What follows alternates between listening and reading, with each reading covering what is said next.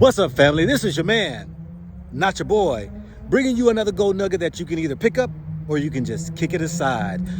As promised, the video that is going to show you what exemptions you can use from being drafted. Now, I know many people say, well, hold up there, Mr. Gold Black.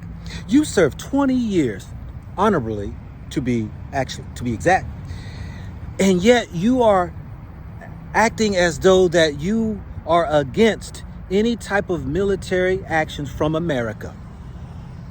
You got that right. Yes, I am. Why is that? Because though I served 20 years in the military, in those years, I finally realized that there was a disadvantage for us who were of African American descent, if you want to call it that. Those who were poor, didn't have much means to join the military. But then all the while finding out that there are many of those who are our politicians ducked the drafts. There were many of those who decided to keep their children out of the drafts, serving a lovely country that they say we should be proud to fight for and enjoy the peace and the liberties that we have by the strength of our military. Now, I'm not saying this is for everybody. What I'm saying is that there are people out here who do disagree with the actions of America in meddling in other foreign national countries' businesses, or they may even have some associations with other countries. But I'm here to let you know that this is no secret that you can use exemptions from the draft. For my goodness, they did that. And I am here to share with you all those exemptions. Now, interesting enough, a draft, what is a draft? A draft is what is a selective service system. And in the end of this video, I will show the actual write-up of the lottery they do in order to select those people who will go into the draft first. But in a small or short layout of it, basically this draft is just like a lottery. It's a lottery draft, basically. They actually use little balls and pull with dates that are on them, and they will start from the age of 20.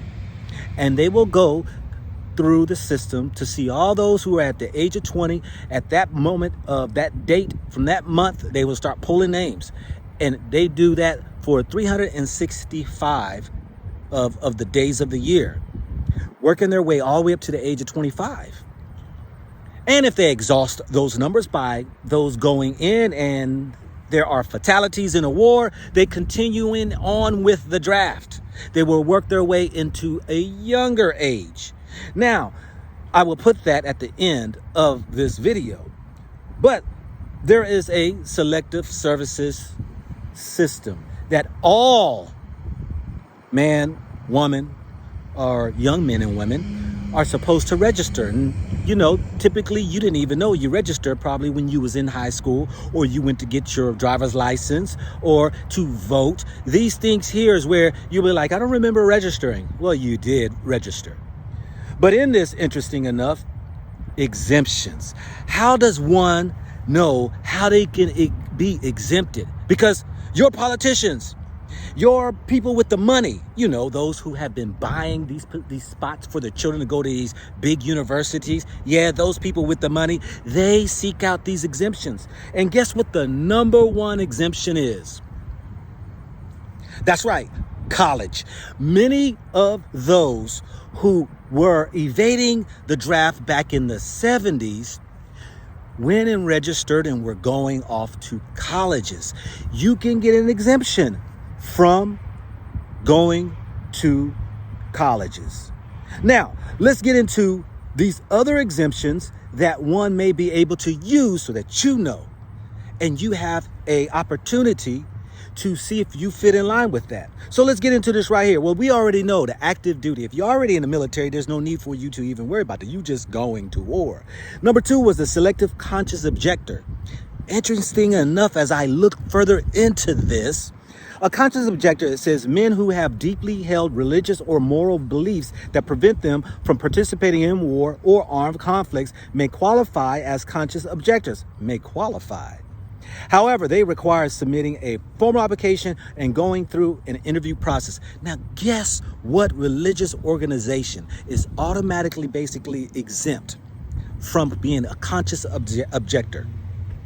You guessed it, Jehovah's Witnesses. Jehovah's Witnesses are exempt from going to war because that is their belief, in their religious belief, that they don't believe in fighting and going to war. The next one is physical or mental disabilities. Now, for y'all mamas and your grandmamas and y'all babies that are out here who may be 18 or 20, 20 up to 25 years old, we know that they have diagnosed us, supposedly, put the titles of these mental issues on us.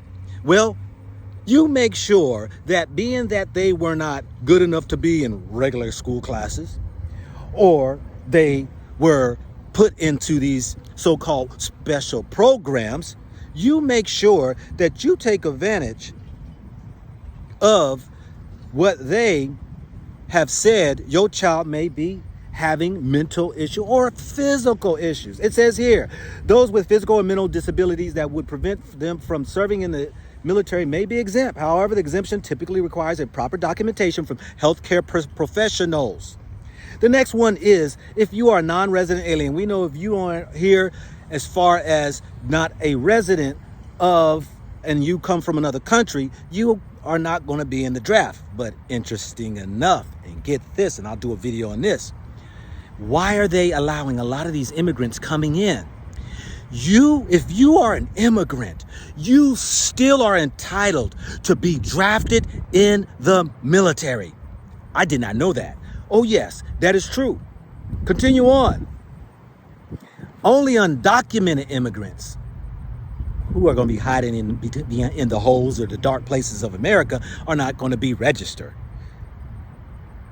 Institutionalized. Individuals residing in certain institutions such as mental hospitals or nursing homes may be exempted from selective service registrations.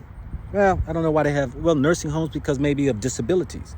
But homeless individuals without a fixed address are still required to register, but they can inform the Selective Services of their situation to ensure they receive any communication regarding the registration.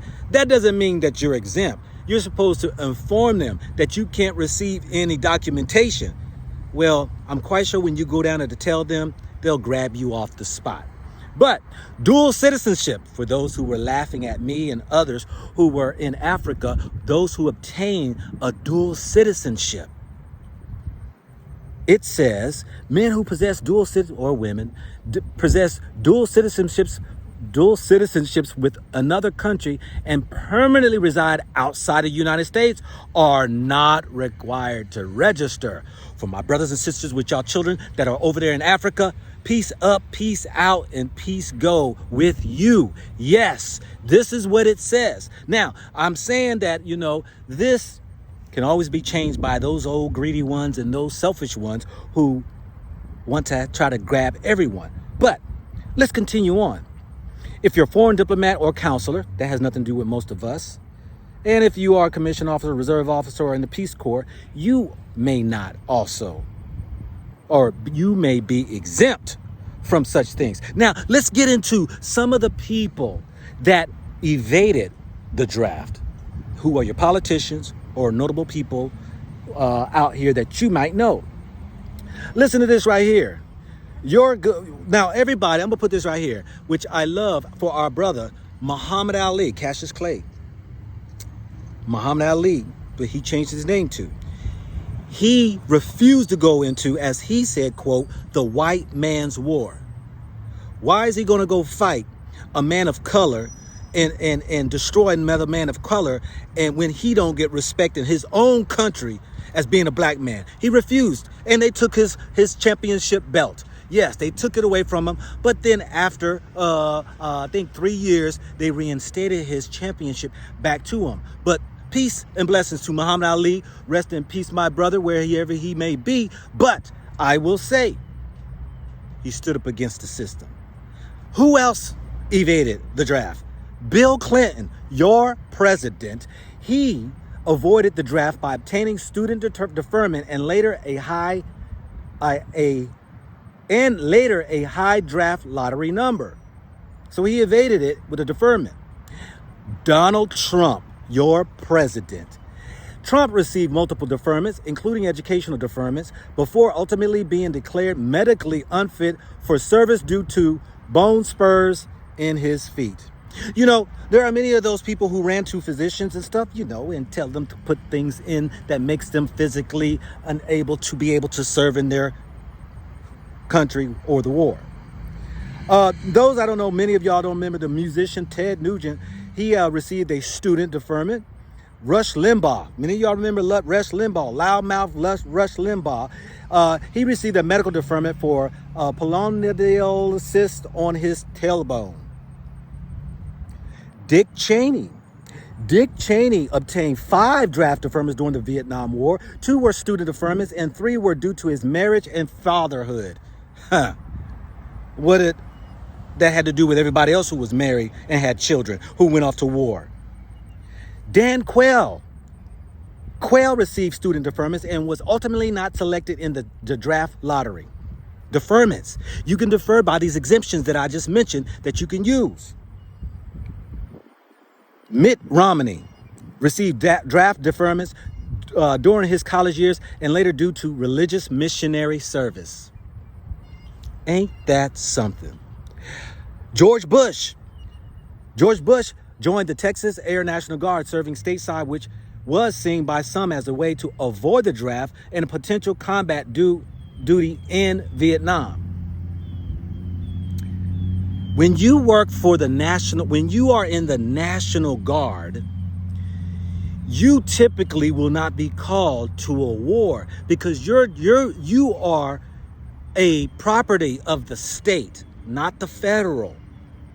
And because you are of the state, your job is to handle state matters. You know, the governor will call in the National Guard to come in and take care of these different matters.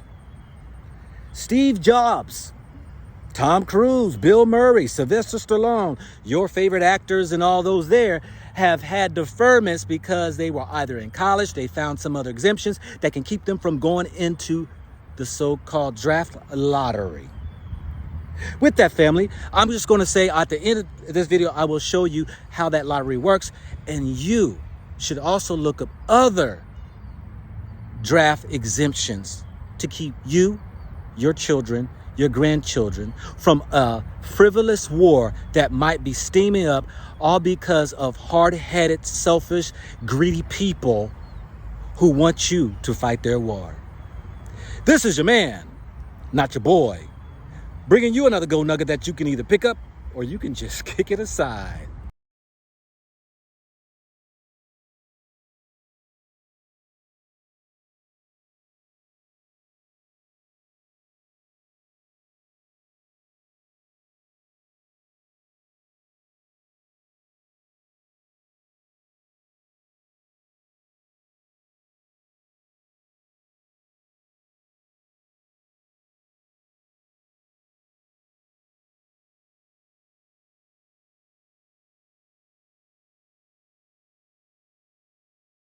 Think about it, think about it, think about it, think about it, think about it.